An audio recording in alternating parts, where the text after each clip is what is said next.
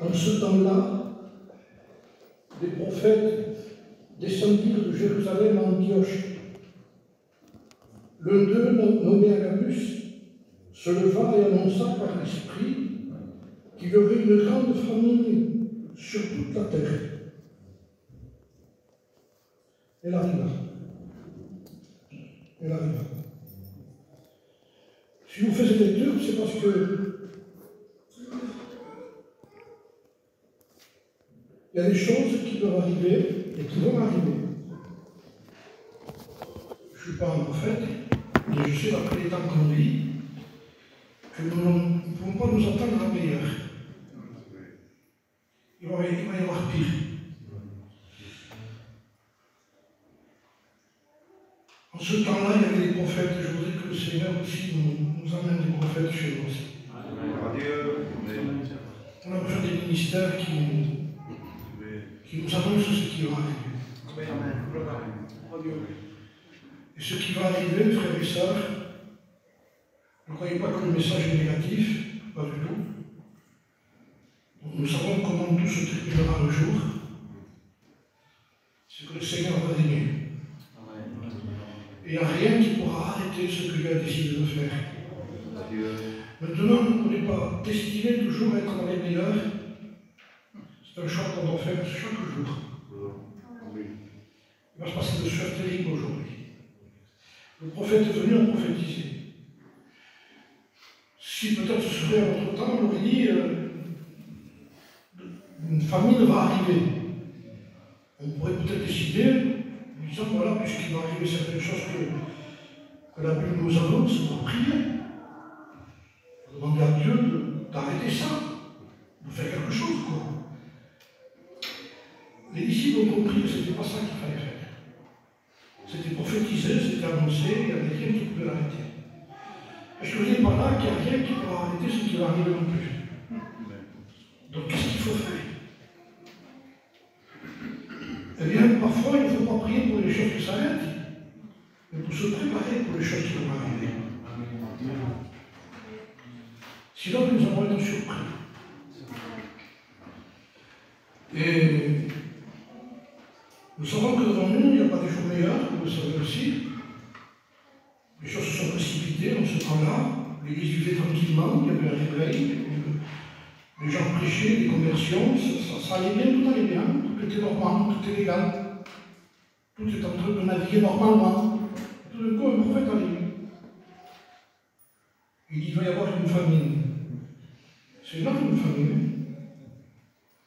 Alors, au lieu de prier, de vouloir chasser la famine, la Bible dit qu'elle est arrivée. Les disciples résolurent d'envoyer chacun, selon ses moyens, un secours aux frères qui habitaient la Judée. Ils firent parvenir aux anciens, par les mains de Barnabas, le sol. Ils n'ont pas prié, parce qu'ils ont compris que ça se passera comme ça. Donc préparons-nous à ce qui va arriver. Ils ont fait du social. Au lieu de chercher Dieu, ils ont mis la main dans la poche et ils ont dit on va céder. On va mettre en pratique ce qui va arriver. Et je crois qu'aujourd'hui, plus que jamais, il faudra se préparer à ce qui va arriver, je le redis, parce que ça va arriver. Comprenez que la France aujourd'hui est sous la malédiction. Vous savez ça. C'est comme ça. On a rejeté Dieu. Et les gens vont récolter ce qu'ils ont semé, c'est écrit.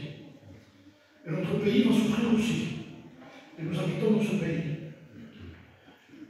Donc il faut que nous nous préparions, nous, l'Église, à ce qui va arriver. Non seulement ça,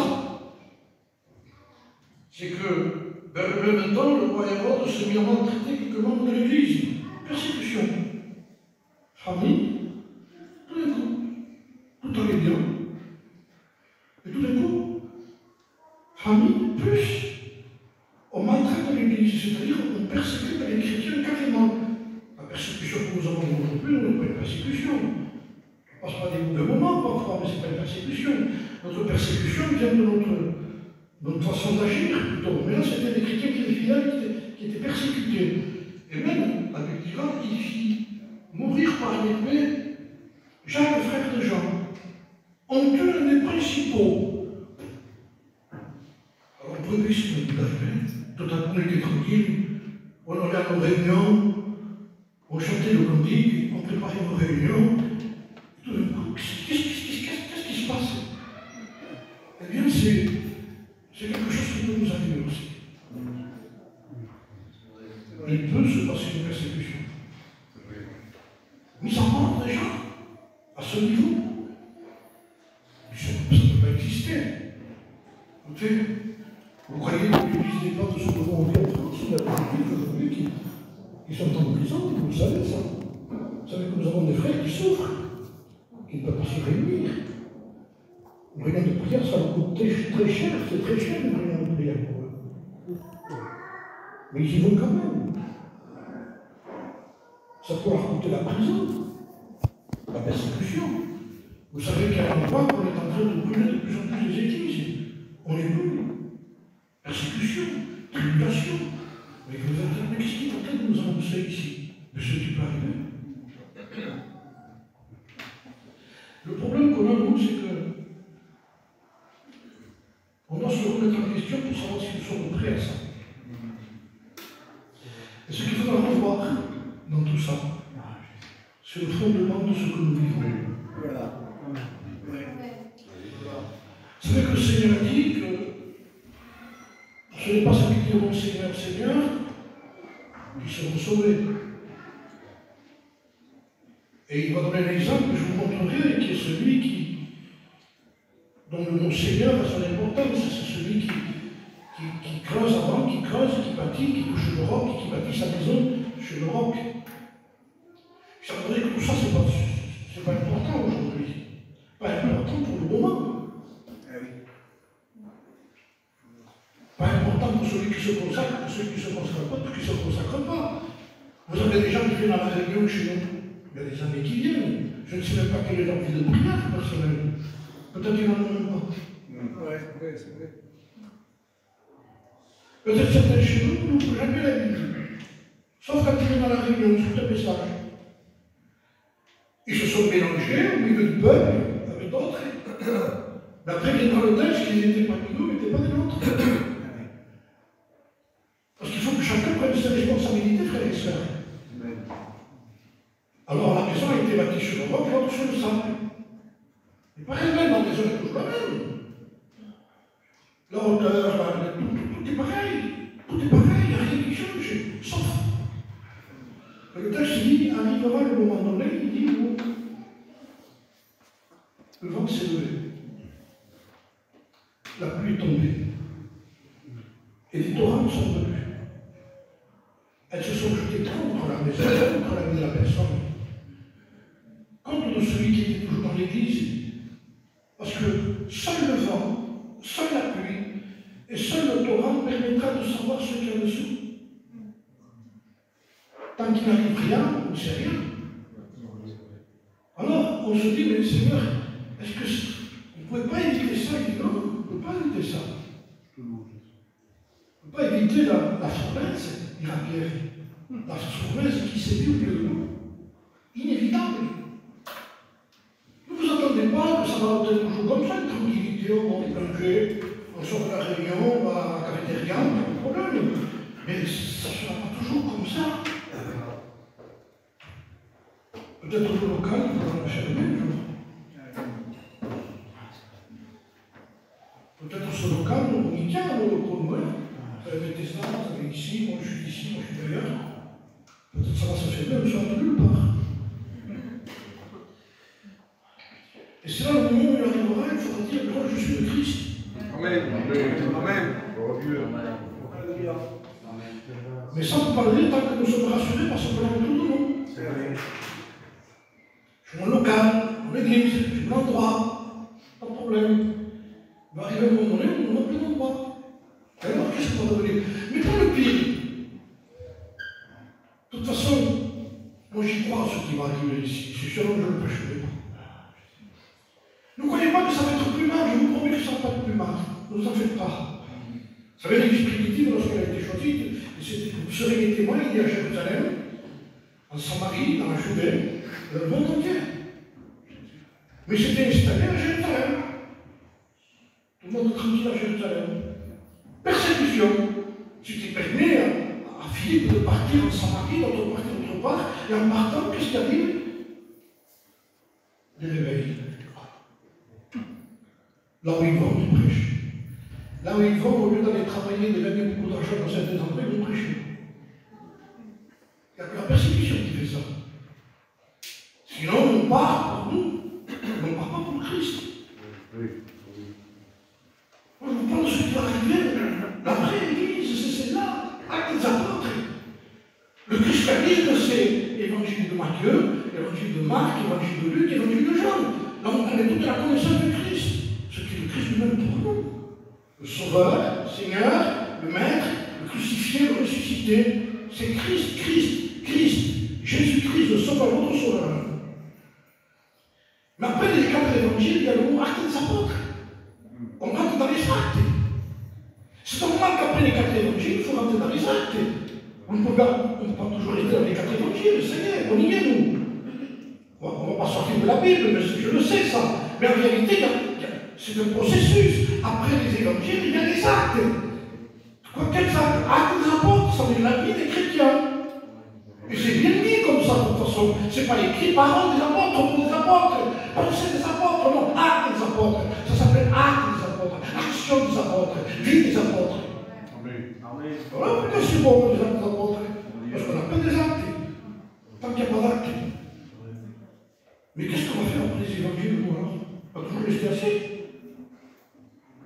On n'a même pas encore d'évangéliser, de pouvoir sauver les âmes à côté. On veut toujours avoir une tête. On veut connaître. Vous connaissez assez pour l'évangéliser déjà. Même pas ça. Ça ne se même pas. De la misère qui est autour de nous. On n'est pas capable de donner un prospectus à quelqu'un. Et on va donner des leçons aux gens. Attendez, la priorité de l'Église sur la terre, c'est d'être la lumière du monde et le salut de la terre. C'est d'aller gagner les âmes. On a perdu ça. Pourquoi? Parce qu'on s'est installé. Je veux parler de quelque chose que je connais. Avant de s'installer, il a fallu évangéliser. On a évangélisé. En évangélisant, on a touché plusieurs quartiers, vous le savez ça. Penta, la Devesse, Narbonne, on a évangélisé. Et ensuite, on a amené ces pierres vivantes dans la parole de Dieu. Ceux qui sont venus des pierres vivantes dans un local. Oui, mais ce n'est pas le local qui fait des pierres vivantes. Ils ont été faits par l'Église, des pierres vivantes. On cherche le local pour les mettre à l'intérieur. Mais aujourd'hui, le local est devenu prioritaire de tout. Vous comprenez que ces choses, le Seigneur doit les arrêter. Il ne peut pas rester comme ça. Il faut que les choses soient éprouvées. Tout va bouger. Ne soyons pas plus malheureux de ça, n'ayez pas peur, frère. Le Seigneur est à la base de tout. Il tient tout entre ses mains. Il connaît tout, il sait tout, il voit tout. Mais il faut que les choses soient éprouvées. Il faut que la maison qui est bâtie sur le sable soit reconnue. Mais tant qu'il n'y a pas de vent, de tempête et de torrent, on ne sait pas qui est qui. Je mets un passage sur les yeux là. J'essaie de vous le lire. C'est un homme qui dissipait les biens de son Seigneur, de son maître, de celui qui l'avait loué. Un économe qui dissipait le bien de celui qui l'avait loué comme un économe, pour travailler pour lui. Mais écoutez ce que dit la parole de Dieu, et c'est bon ça. Le maître le réunit, il dit, mais écoutez ce qui est écrit. Qu'est-ce que j'entends dire de toi? C'est pas ce que tu penses de toi. Qu'est-ce que j'entends dire de toi? Et ça, on ne peut pas le savoir, nous. C'est insupportable quand quelqu'un vous dit ce qu'il a dit de toi. Qu'est-ce qu'il a dit? On était compris, on était ça. C'est quoi? Qu'est-ce qu'il a dit? Ça n'a pas le même. Parce que ça ne supporte pas ça. Vous savez comment ça s'appelle ça? De l'orgueil.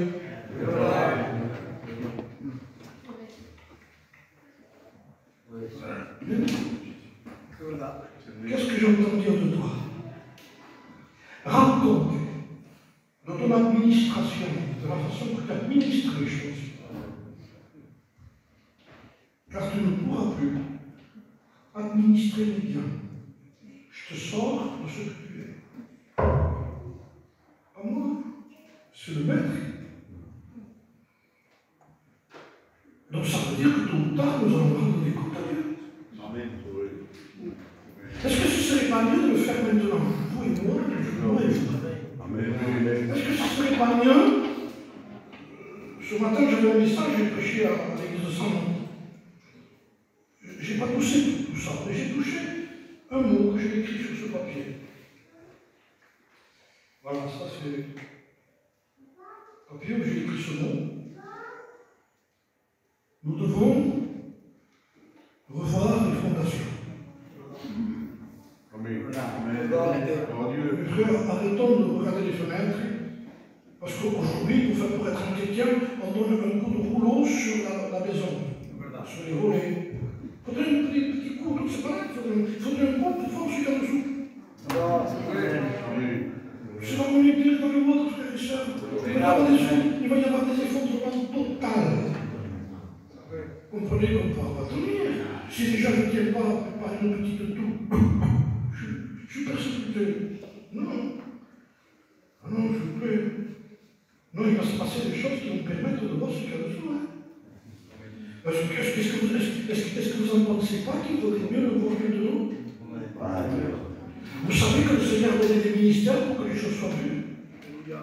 Par exemple, pour ce cas, parce que c'est une question de détruire quelque chose. C'est la maison qui a été bâtie pendant des années, quelqu'un met moi il y a 30 ans, je fais la réunion. Il faudrait voir le fondement, c'est un frère, fondement. Parce que pour un rien te dire de tomber, je te le dis, parce que le fondement n'est pas bon.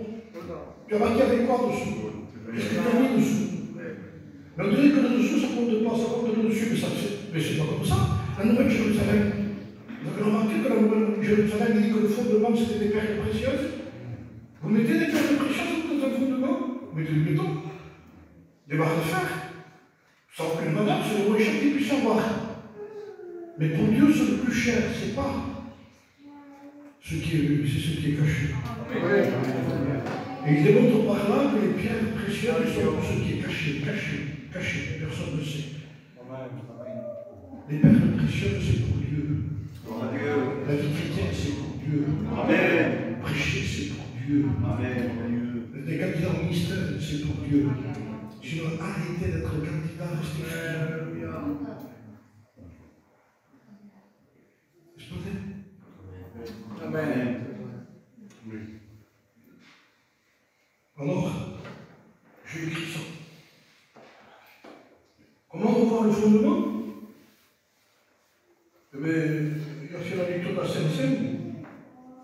J'ai dit par la Sainte Seine, si nous nous jugions nous-mêmes, il y a une solution. Je vous dis, il y a une solution. Parce que le fondement va être vu, découvert, mais ce sera trop tard. La maison était parlée, et la ruine de cette maison sera garantie. Si on ne voit pas le fondement, frères et sœurs, il va y avoir des ruines chrétiennes. Ne vous étonnez pas que les gens non plus, et ceux qui sont en train de décoller déjà, dans certains endroits, je reçois des nouvelles, vous pouvez pas imaginer ce que je reçois. Je ne peux pas en parler ici. De ce qui se passe aujourd'hui dans le christianisme. C'est ça. Parce que les gens veulent toujours cacher le ciel, ce qui a été dit au creux de l'oreille sera crié sur les doigts. Ce que tu vis va être découvert.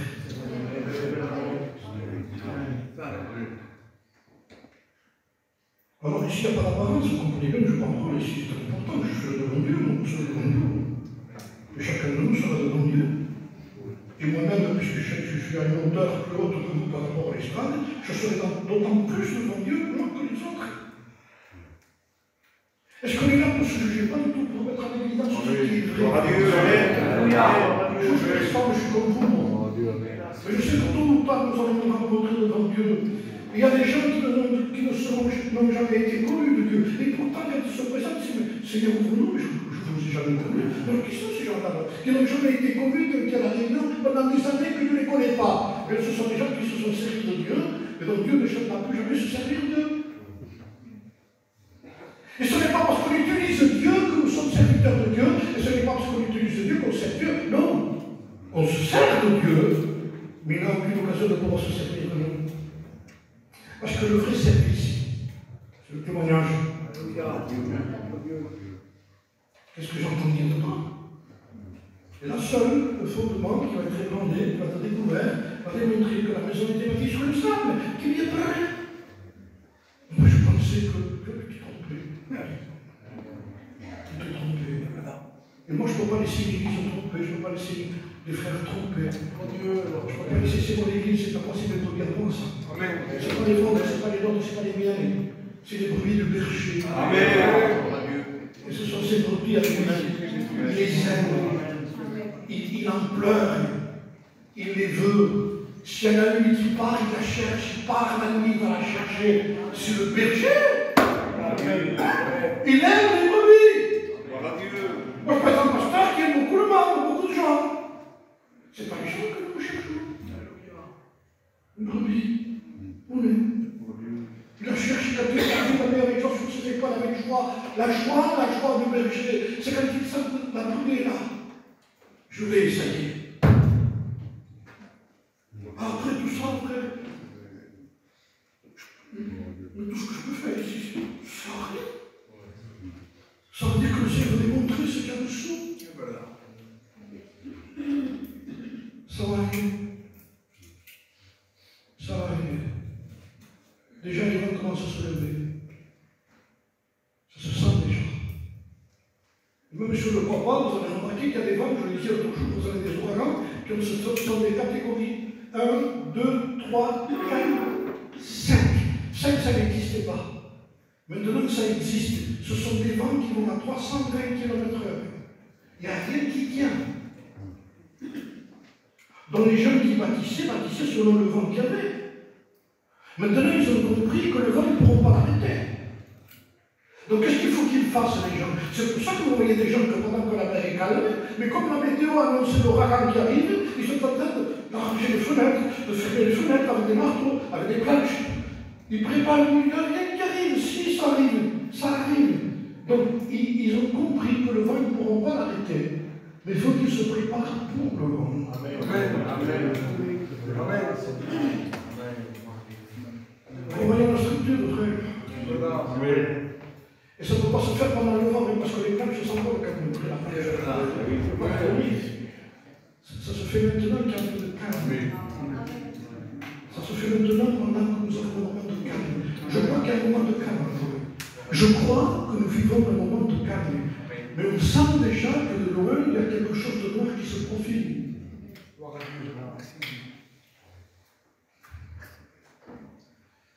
Ça arrive.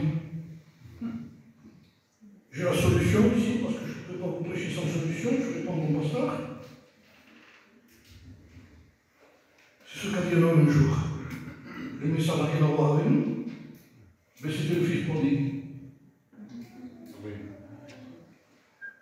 C'est ce qu'il a dit, le fils prodigue.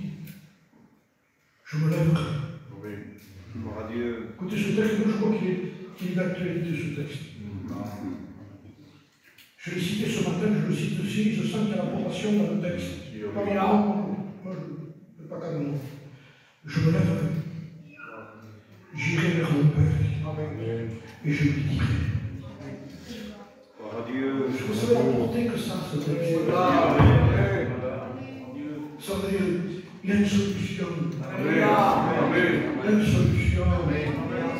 Les frères, les sœurs, pasteurs, étudiants, candidats, futurs pasteurs, vous qui êtes ici, moi-même qui avons de l'estrade, Père spirituel de l'œuvre, je me lèverai. Et je n'irai pas vers un étranger, j'irai vers mon Père. Et je lui dis, Père, qu'est-ce qu'on pense de moi?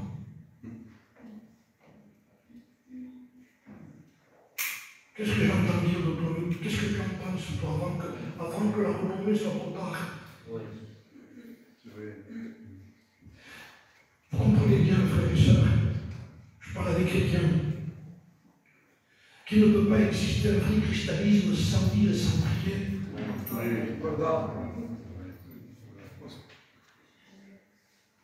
Maintenant, si vous dites que la prière, c'est je rends grâce à l'âme parce que je mange, avant de me coucher, que du lugar pendant le sommeil, pas de la prière, ça.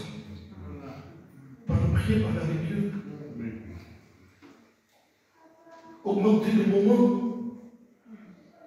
Exerce-toi la piété, c'est un exercice, la piété, ça veut dire que le jour de même, tu ne seras pas réglé. Mais si vous voulez prier 10 heures, commence par un quart d'heure, sûr tous les jours, sûr, un rendez-vous sûr d'un quart d'heure. Donc, c'est pas beaucoup, sûr un quart d'heure tous les jours, un quart d'heure de lecture tous les jours, de mise à part que personne ne te le prendra. Tu as commencé déjà, tu as commencé, et au bout d'un mois, tu verras ce quart d'heure, ce sera 1 heure. Parce que tu vas t'exercer. Mais c'est pas de faire 10 heures. Quand quelqu'un veut courir comme un autre, il va avoir le manque à tous les muscles après. Vous comprenez qu'il ne se lève pas de lui après. Non, on commence doucement, fais ce que tu dois faire. Prends les choses en main. Intéresse-toi à toi-même. Arrête avec un christianisme superficiel. Amen. Que pour le moment, il n'y a rien, pour le moment, il n'y a rien, mais ça va éclater. Oui, ça va éclater. Ça va éclater. Bien sûr. Je me lèverai et j'irai vers mon Père, je lui dirai, mon Père. Il y a une solution. Avant que ça éclate, il y a une solution. Mets ton char en état, puis tu partiras à ta maison. Ne semez plus par mes épines, défrichez-moi chez vous. Arrêtez de vouloir vous faire ensemencer. Ça ne pousse pas. Il y a un problème, le problème à la semence, n'est pas la semence, c'est qu'il faut se défricher un champ nouveau. Il y a des épines sur le terrain. Si on ne retourne pas la terre, on mettre la semence comme on voudra, la prédication qu'on voudra, l'enseignement qu'on voudra, mais ça va être étouffé par les épines. Les épines étouffent la semence. T'écris. C'est un retournement de terre. La terre, il faut qu'elle soit retournée. Il faut que les sillons de la terre soient retournés. Et en profondeur, ça retourne la terre parce que dessous, vous avez des choses que vous ne voyez pas. Dans un petit terrain, parfois vous tournez la terre. Il y a des bouteilles dessous, comment il y a des bouteilles. Vous avez des canettes de coca dessous. C'est joli comme ils sont. Il faut retourner la terre pour enlever tout ça. Parce que tout ce que vous avez semé ne produira rien du tout. La preuve, c'est qu'au bout d'un culte, je le disais ce matin, c'est ce que je l'avais dit. Vous avez vu combien c'est difficile de rentrer en communion dans nos cultes aujourd'hui. Mais vous avez vu l'atmosphère d'un cortège mortuaire. On est habitué à ça, nous.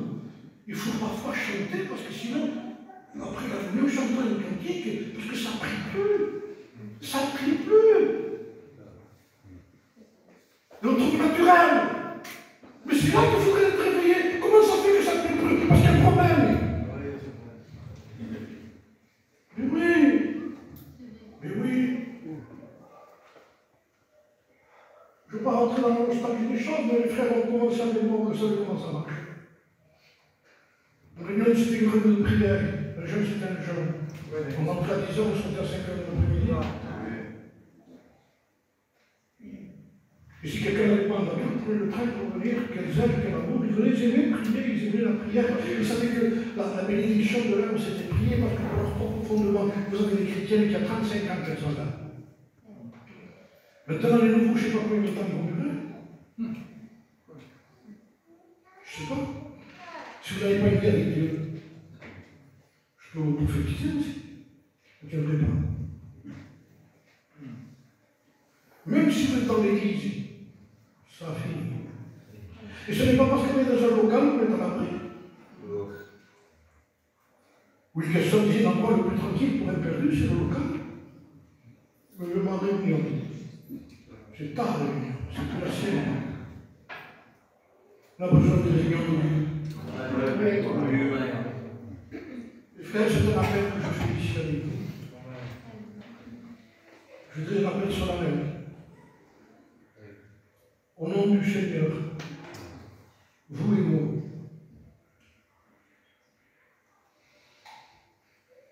je me lèverai et j'irai.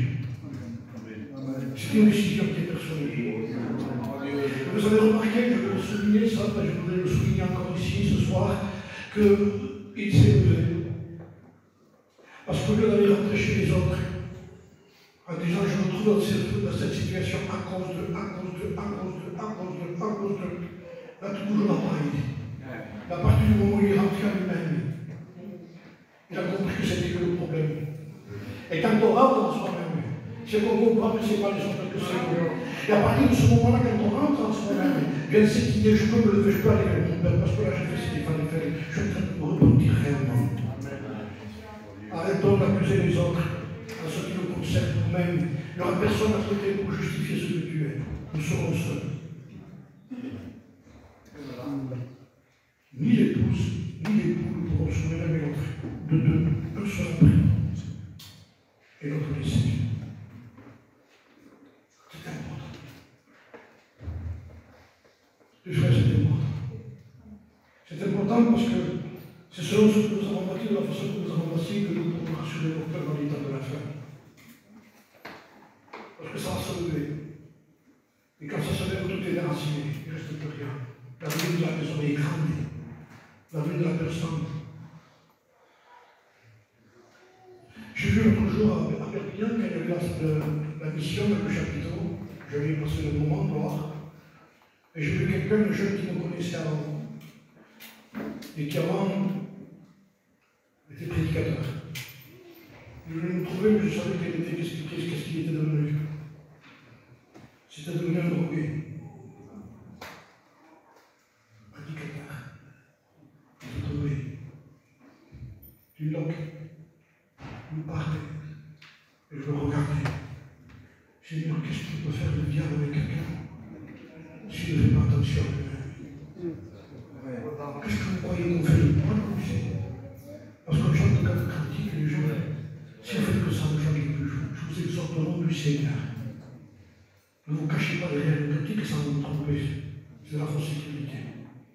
Ne te cache pas derrière un titre, même si tu es futur et candidat. Arrête ça. Réussis ici. Amen. C'est plus important ce que tu as avec Dieu. Amen. Ça, c'est l'éternel candidat. Vous savez, tu prêcheras une fois par mois.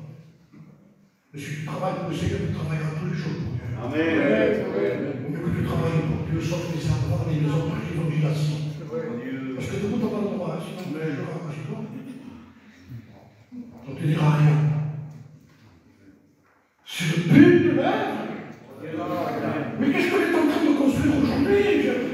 J'ai vu là-bas, pasteur Hector, sur ce pasteur, lui, il y a des frères qui travaillaient, Martin, Michel, et après il y a candidat, je dis frère, ça dépend, pour vous faire du mal, les frères, c'est ce que je vous dis. Vous comprenez bien, je ne suis pas un tueur, je suis resté assez longtemps ici, pour que les gens ne meurent pas. Mais je voulais que les choses soient vraies. Amen. Et je prie dans le temps de la fin où je suis obligé de dire les mêmes choses qu'avant aussi, pareil. Alléluia. Levez-vous pour le Seigneur, Seigneur. Levez-vous pour lui. Amen. Allez gagner des âmes. Soyez un gagnant. Vous serez plus que vous, que certains pasteurs, si vous gagnez des âmes. Ce n'est pas les gens qui vous connaissent ici qui sont importants. Parce qu'aujourd'hui, avec YouTube, on prêche 3 fois, on met partout. Ça ne veut rien dire. La vie cachée. C'est vrai. C'est le fondement. Amen. Que personne ne sait. C'est vivre dans l'ombre de Dieu, ça. Parce que pour être à l'ombre, il faut qu'il soit à côté de vous. Hein. Sinon, il n'y a pas d'ombre. L'ombre est là parce qu'il n'y a rien ici. Les fondements vont être découverts. Qu'est-ce que j'entends dire de toi? Alors, avant que ce mot arrive, on va se mettre au travail. Vous et moi. On va prendre chacun les choses en main, le Seigneur de Dieu. Et reprendre sa Bible en main. Et reprendre son endroit. Si vous ne l'avez jamais eu, je vous en supplie, cherchez-le. Allez dans un endroit. Mettez-vous à part. Restez seul. Prenez du temps. Vous ne pouvez pas le matin parce que vous êtes au travail. Prenez un quart d'heure avant de vous lever. Faites-le. Je vous promets que c'est la solution. Vous savez, quand un docteur, je disais ce que disait notre Dieu, quand un docteur fait une ordonnance à quelqu'un et qu'il dit voilà, monsieur, c'est ça, il faut prendre ça, il faut aller voir ça avec la mieux. Il revient quelques jours après. Il dit docteur, ça ne va pas. Ça ne va pas? Comment ça fait que ça ne va pas? Il dit ça ne va pas. Je ne suis pas bien. Le docteur dit vous avez pris les médicaments? Non. Il dit comment? Non, je n'ai pas pris. C'est pas bien. Écoutez comment il parle là-bas. C'est pas bien, vous comprenez bien que ça ne marchera pas comme ça. Allez, reprenez votre médicament, il fait l'ordonnance, si vous ne repart, il revient quelques jours après. Ça va pas. Amen. Qu'est-ce qu'il y a? Vous avez pris le médicament? Non, il ne venait plus me voir. Vous savez que les auditeurs ne veulent plus me voir. Parce que déjà, c'est difficile d'avoir un rendez-vous. Je donne un rendez-vous à vous. Et vous ne faites pas ce que je vous dis. On prend des places ici, quand il y a du monde ici, que les gens de convertis arrivent et que ça se passe. On prend des places, nous non. Et chacun de sa place. Vous ne la laisserez pas, c'est plein.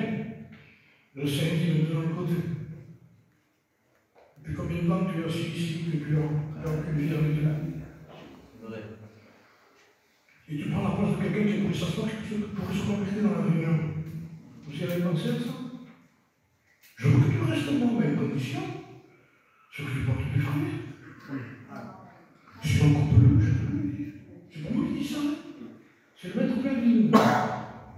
C'est pas moi tout ça. C'est à lui.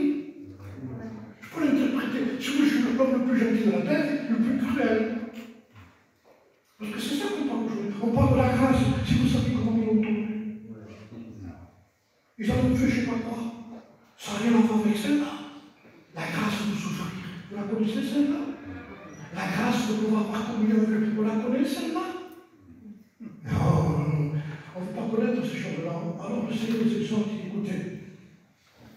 Revoyez le chemin avant qu'il soit trop tard. Regardez en dessous. Je donne un coup d'œil sur notre propre vie. Je vous promets qu'il va y avoir des ruines. Mais avant que la ruine arrive, écoutez un conseil de Jésus. Il est très simple. Je l'ai marqué, je m'en suis servi souvent. Écoutez ce que dit Jésus au moment à ses disciples. Il leur dit dans Jean chapitre 14, verset 31, levez-vous, partons d'ici. C'est simple le mot. Levez-vous, il dit. Il aurait pu dire levez-vous et partez d'ici. Ça veut dire quand il dit levez-vous, partons d'ici, quittons quelque chose. Sortons d'un contexte de quelque chose. Il nous invite à le faire. Il dit mais je viens avec vous, moi. Je ne vais pas tout seul dans ce que vous décidez. Je viens avec vous dans votre décision. Vous ne partez pas tout seul, vous ne faites pas tout seul. Je suis avec vous.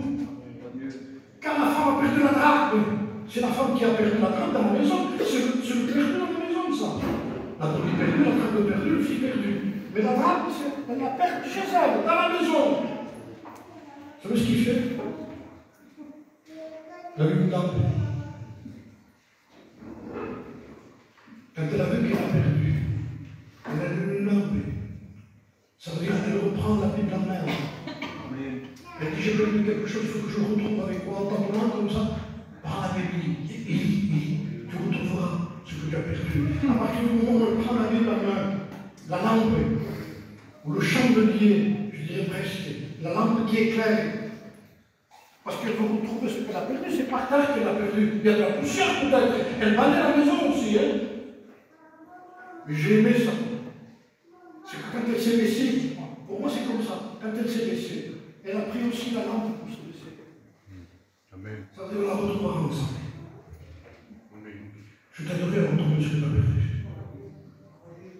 Il faut avoir le courage de se baisser, de chercher à toi. Arrêtons tout ce que c'est nous fait du mal si c'est pas avec lui. Il n'y a pas plus meurtrier que ce qu'on sait qu'on ne vit pas. Ça tue. Alors je vais finir. Parce que ce qui va rassurer nos cœurs aujourd'hui, puisque jamais dans l'état qu'on vit, c'est de la façon que nous avons bâti. La creuser, on demande de la maison sur le roc. Il n'y avait rien qui arrivait, et tout d'un coup arrive le vent. Et la tempête se lève, et le torrent se jette. Il a compris, lui, que ce n'est pas parce qu'il était pieux que les problèmes ne viendraient pas. Il aurait pu dire, moi j'ai bâti sur le roc, toi tu bâtis sur le sable, tu vas des problèmes, pas moi. Le même vent, le même torrent et la même pluie. Alors ne croyez pas que notre Dieu va éviter les problèmes, au contraire, ça va démontrer qui on est. Et ça va fermer notre propre vie. Et il l'a fait. Il a bâti sur le roc. Tout ce qui a été fait selon la parole de Dieu viendra. Tout ce qui est fait sur ce livre tiendra d'eau. C'est tout ce qui est fait là. Dans ce livre-là qui va tenir d'eau. La maison bâtie sur le roc. L'arche a tenu debout. C'était la première arche qui avait supporté une telle tempête, une telle vent, et la mer déchaînée. Comment ça fait qu'elle a tenu? Mais je m'aurais posé la question à Noël. Parce que je l'ai fait d'après la parole de Dieu. Il m'a dit quel métrage, je l'ai fait. Quel métrage, je l'ai fait. Quel hauteur, je l'ai fait. Une porte à côté, je l'ai fait. Une petite fenêtre en haut, je l'ai fait. Et je n'ai pas ajouté quelque chose que je croyais que c'était. Il l'a oublié, un gouvernail. C'est normal, un gouvernail, non? Il faut un gouvernail pour le petit parquet. Et il l'a pas mis, je ne le mets pas. Il respecte la parole. Et à partir de ce moment-là, je vous promets que ça tient. Ça a tenu debout. Il n'y a rien qui peut ébranler, toucher. Quand quelqu'un bâtit sur un énorme, je ne sais pas votre exemple.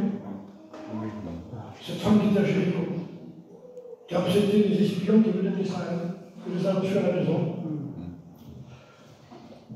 Il les a fait descendre par en bas, il les a cachés. En un mot, il a caché la parole de Dieu pour qu'on la prenne. Voilà, elle a cru. C'était la pire des femmes de la maison de la de Jéricho. Elle a reçu la grâce. On l'appellera, je vous dis pas après. Mais c'était une aïeule de Jésus. Dans la descendance de Jésus. Quand quelqu'un se convertit, c'est oublier ce qu'il est, carrément. Non, écoute. Comment elle s'est sauvée? Elle a cru. Et qu'est-ce qu'elle a prouvé qu'elle a cru? Le cordon rouge dehors. Elle le met dessus. Qu'est-ce qui fait qu'elle croit? C'est que si tu reconnais ta famille à l'intérieur, tu peux sauver ta famille si tu le veux. Mais les conditions, ne sortez pas de la maison, restez dedans. On ne va pas se promener quand on est chrétien, on reste à l'intérieur, on reste la cachée. Et vous savez que Jéricho a été jugé. Les fondements ont été ébranlés. Tout a été démoli. Il n'y a que la maison de Rahab qui a tenu. Il était sur le mur. Ça ne vous étonne pas que ça soit pas effondré, ça? Et comment vous savez qu'elle a tenu?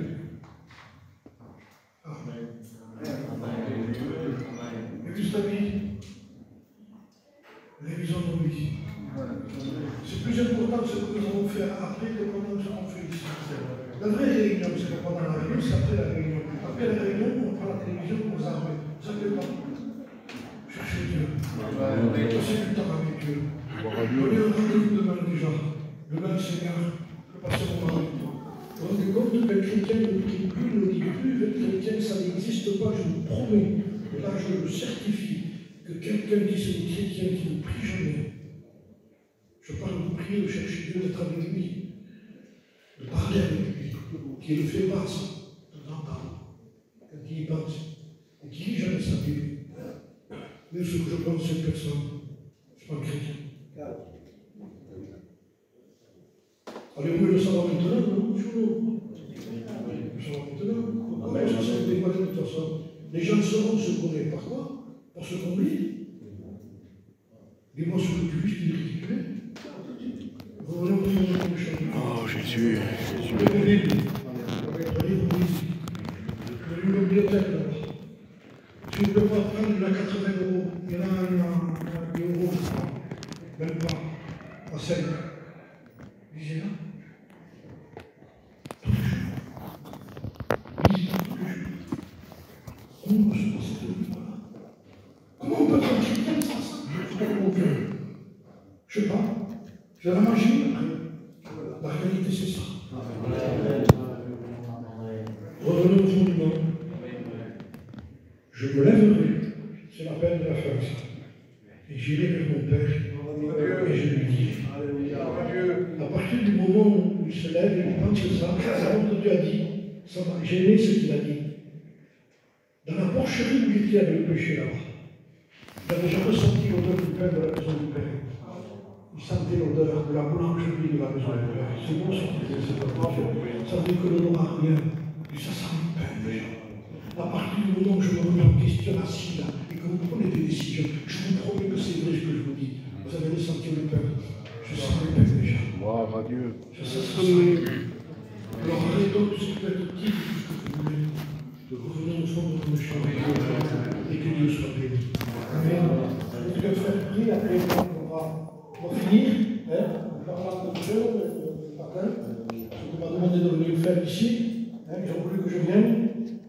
Donc je l'ai fait. Et on a annoncer qui va être fait. Il y a un frère qui peut prier, hein? Je ne sais pas, un frère, par là, Jean-Jacques, il prie.